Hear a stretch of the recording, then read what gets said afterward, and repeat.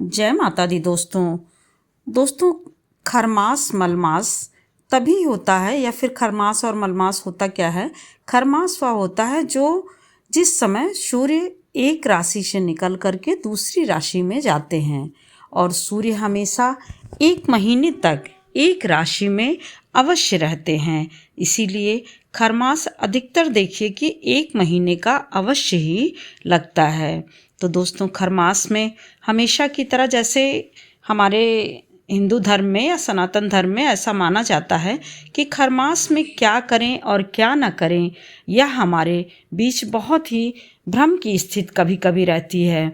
परंतु दोस्तों, हमारे हिंदू धर्म में शुभ मुहूर्त का विशेष रूप से ख्याल रखा जाता है, और कोई भी शुभ कार्य हो या फिर मांगलिक कार्य हो, जो 16 संस्कार होते हैं उनमें से उन सब को यह ध्यान दिया जाता है कि यह बहुत ही शुभ समय में हो, शुभ मुहूर्त में हो। तो दोस्तों, यह ऐसे कार्य इस समय यानी खरमास में नहीं किए जाते हैं। इसीलिए शुभ मुहूर्त का विशेष ध्यान देते हैं कि परिवार के लोग और स्वयं के साथ साथ परिवार के लोग भी अच्छे रहें। तो दोस्तों, 2023 मार्च में आपका खरमास लग जा रहा है। 15 मार्च से 15 अप्रैल तक यानी 14 अप्रैल तक एक महीने का खरमास लग रहा है।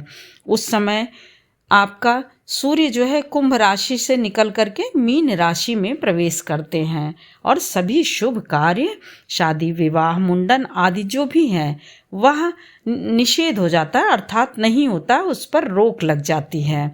तो इस प्रकार से दोस्तों 14 अप्रैल तक, और यदि थोड़ा सा और मानना है तो 14 अप्रैल के बाद गुरु अस्त हैं, तो आप 29 तक यदि हो सके तो 29 अप्रैल तक कोई भी शुभ कार्य ना करिए, यदि बहुत आवश्यक ना हो। क्योंकि यदि कोई विघ्न आता है या कोई बाधा आती है तो फिर ये लगता है कि हमने किया क्या, लेकिन इन्हीं सब छोटी छोटी गलतियों से या फिर कुछ ऐसी गलतियों से हमें बाद में उसको कहते हैं कि वह दुखदाई हो जाता है। तो इन सब का विशेष रूप से ख्याल रखना चाहिए। और जहाँ पर यह आप देखिए कि खरमास में शुभ कार्य तो हमारे बंद हो जाते हैं, परंतु पूजा पाठ करना, किसी देवी देवता की उपासना करना, वो भी विशेष रूप से सूर्य भगवान का होता है, तो सूर्य भगवान की उपासना करना, यह जो है बहुत ही फलदायी और पुण्यदायी माना जाता है।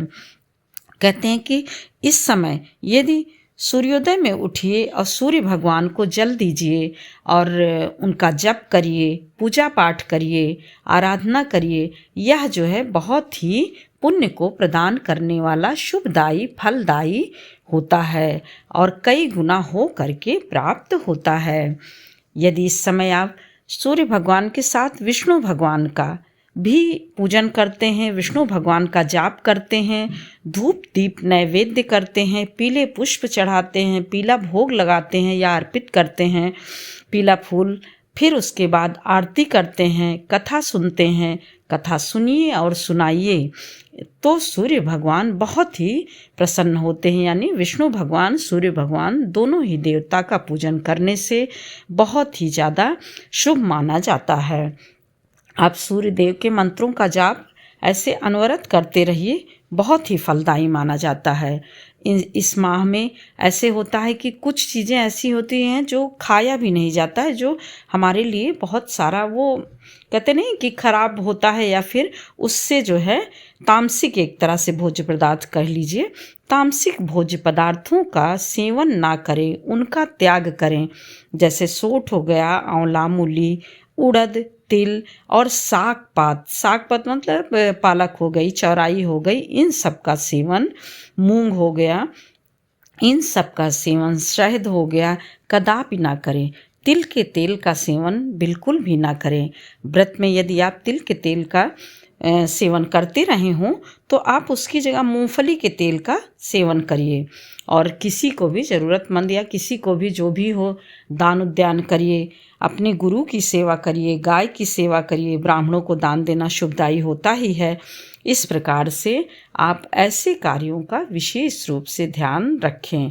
ऐसे समय में यदि आप मान लीजिए कि जैसे 16 संस्कार तो वो नहीं किए जाते हैं, यानी मुंडन हो गया, जनेऊ हो गया, कर्णछेदन हो गया, घर जमीन लेना, आभूषण लेना, वस्त्र लेना, यह सब नहीं किया जाता है, अर्थात नहीं खरीदा जाता है। परंतु यदि आपको बहुत आवश्यक हो, उसके आगे आपको शादी ब्याह पड़ना है, जल्दी कार्य करना है, तो नवरात्र में आप कुछ भी कर सकते हैं। नवरात्र में ऐसी चीज़ें हैं कि 9 दिन कहते हैं कि बहुत ही अच्छा दिन होता है। उसमें देवी माता हमारे घर आई रहती हैं, संसार में देवी माता विचरण करती रहती हैं, तो आप कुछ कार्य कर सकते हैं, खरीद सकते हैं, परंतु उसको पहनिए नहीं। उसको आप इसको पूर्ण करने के बाद, यानी खरमास समाप्ति के बाद ही आप पहनिए या फिर उसका प्रयोग करिए। अब जैसे देखिए, अब की बार ये भी सबके मन में आ रहा है कि नवरात्र खरमास के बीच में है तो व्रत कैसे करें। तो पहली बार तो व्रत बिल्कुल रहना निषेध होता है। यदि आप प्रथम बार नवरात्र का व्रत करना चाह रहे हैं या शुरू करना चाह रहे हैं तो ऐसा बिल्कुल भी ना करें, भूल कर भी ना करें।